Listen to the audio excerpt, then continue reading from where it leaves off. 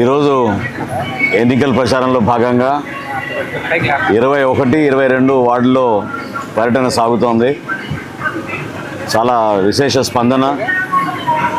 పేదరిక నిర్మూలన కోసం ఆ రోజున మేము ఒక పునాది వేసి ప్రతి కుటుంబాన్ని కలిసి ఎవరికైతే అర్హత ఉందో వాళ్ళందరికీ కూడా తెల్ల రేషన్ కార్డులు, 35 కిలోల బియ్యం, పెన్షన్లు, అదేవిధంగా ముఖ్యమంత్రి సహాయ నిధి నుంచి చాలామందికి ఆరోగ్య సమస్యలు ఉంటే వాళ్ళు డబ్బులు కూడా తీసుకొచ్చి అందించడం జరిగింది. సంక్షేమం అంటే కొంతమందికో లేకపోతే పార్టీల పరంగా పంచడం కాదు. సమాజంలో ఎవరు ఇబ్బంది పడినా, పేదరికంలో కష్టాలు ఎదుర్కొంటున్నా వాళ్ళందరినీ ఆదుకోవాల్సిన బాధ్యత స్థానికంగా మనకి పాలకులుగా మనపైన ఆ బాధ్యత ఉంటుంది. సో గతంలో మేము చేసిన కార్యక్రమాలన్నీ కూడా చాలామంది గుర్తుపెట్టుకుని మరి ఇంకా పెన్షన్లు రావాలి, మా పక్కింటి వాళ్ళకి ఇవ్వలేదు, లేకపోతే ఎదురుకున్న ఇంట్లో వాళ్ళకి ఇవ్వలేదు అనే బాధ వాళ్ళు వ్యక్తపరుస్తున్నారు. అదేవిధంగా చిన్న చిన్న లోన్లు, తోపుడు బండ్ల కోసం 50,000 రూపాయలు, ₹1,00,000 చిన్న ఆర్థిక సహాయం ఇస్తే వాళ్ళు సొంతంగా ఉపాధికి అవకాశం దొరుకుతుందనే విషయం చాలామంది ప్రస్తావించారు. ఈ రోజున ఆ సమస్య కూడా గుర్తించాం. తప్పకుండా గతంలో పొదుపు సంఘాలకి ఏ విధంగా 0 వడ్డీకే రుణాలు ఇచ్చేవాళ్ళమో అది యువతకు, ప్రత్యేకంగా మైనారిటీ ముస్లిం సోదరులకు ఉపయోగపడే విధంగా కొత్త కార్యక్రమం తీసుకొస్తున్నాం. షణ్ముఖ వ్యూహంలో భాగంగా 10 లక్షల రూపాయలు ఆర్థిక సాయం అందించి కనీసం 10 మందికి ఉపాధి కల్పించే చిన్న పరిశ్రమల్ని ప్రోత్సహించడానికి ఉమ్మడి ప్రణాళికలో తెలుగుదేశం పార్టీ, జనసేన పార్టీ ప్రణాళికలో రూపొందించాం. అది ఖచ్చితంగా మేము నిజాయితీగా సంవత్సరానికి కనీసం ప్రతి నియోజకవర్గంలో 500 మందికి ఆ ఫెసిలిటీ ఇచ్చేటట్టు మేము ప్రయత్నం చేస్తున్నాం. అదేవిధంగా టిడ్కో గృహాల గురించి పాపం చాలామంది బాధతోటి వ్యక్తపరిచారు. 2-3 రోజుల్లో వాళ్ళందరికీ ఏ విధంగా తెలుగుదేశం పార్టీ, జనసేన పార్టీ ఆలోచించి టిడ్కో గృహాలు ప్రతి ఒక్కరికి కూడా వాళ్ళకి రూపాయి ఖర్చు లేకుండా తిరిగి ఆ లబ్ధిదారులకి హ్యాండ్ ఓవర్ చేసే బాధ్యత తీసుకుందామని చంద్రబాబు నాయుడు గారు ఆల్రెడీ ప్రకటించారు. ఆ విషయం వాళ్ళకి ప్రస్తావన చేయడం జరిగింది.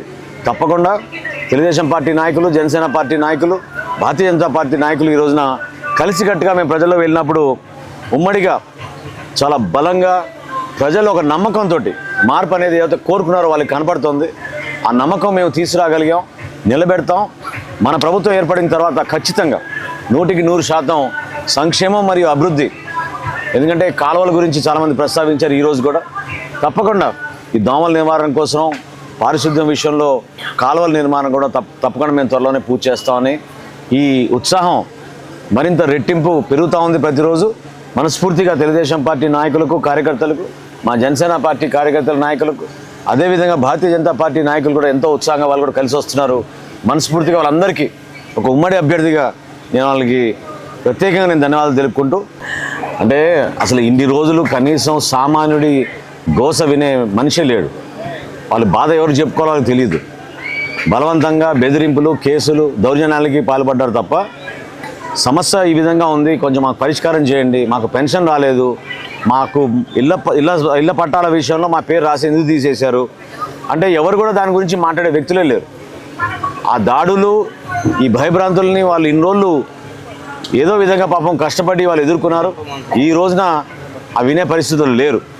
సామాన్యులందరూ కూడా మనస్ఫూర్తిగా వచ్చి మమ్మల్ని ఎందుకు దీవిస్తున్నారంటే ఆ మార్పు కోరుకుంటున్నారు. కనీసం వాళ్ళ సమస్య విని సమస్య పరిష్కారం కోసం నిజాయితీగా పనిచేస్తామనే నమ్మకంతో మా దగ్గరికి వస్తున్నారు. పేదలు, ధనవంతులు అంటే జగన్మోహన్ రెడ్డి గారి కన్నా ధనవంతులు ఉంటారా ఆంధ్రప్రదేశ్ రాష్ట్రంలో, భారతదేశంలో? ఆయన సంపాదించిన నిధులు ఎక్కడ అంత అక్రమ సంపదని కదా. మంత్రులు కానీ, ఎమ్మెల్యేలు కానీ, పార్లమెంట్ సభ్యులు కానీ ఏ విధంగా 5 సంవత్సరాలు దోచుకున్నారో ప్రజలందరికీ తెలుసు. కాబట్టి ఈ నీతులు చెప్పాల్సిన అవసరం లేదు. మీలో నిజాయితీ ఉంటే ఈ రోజున మేము వచ్చి ఓటు అడిగే పరిస్థితి ఉండేది కాదు. మీరు ఎక్కడ కూడా కార్యక్రమాలు చేయలేదు, నిజాయితీగా పనిచేయలేదు. సంక్షేమం కూడా అరకొర సంక్షేమం ఇచ్చారు. 3 మీటర్లు ఉన్నాయని చెప్పి పెన్షన్లు తీసేశారు. దివ్యాంగులు పాపం ఎన్నో ఇబ్బందులు పడుతుంటే వాళ్ళు పెన్షన్లు తీసేశారు. ఈ సమస్యను గుర్తించే ప్రజలు ఈ ప్రభుత్వం మారాలి అనే నిర్ణయం చాలా స్పష్టంగా వాళ్ళు తీసుకున్నారు.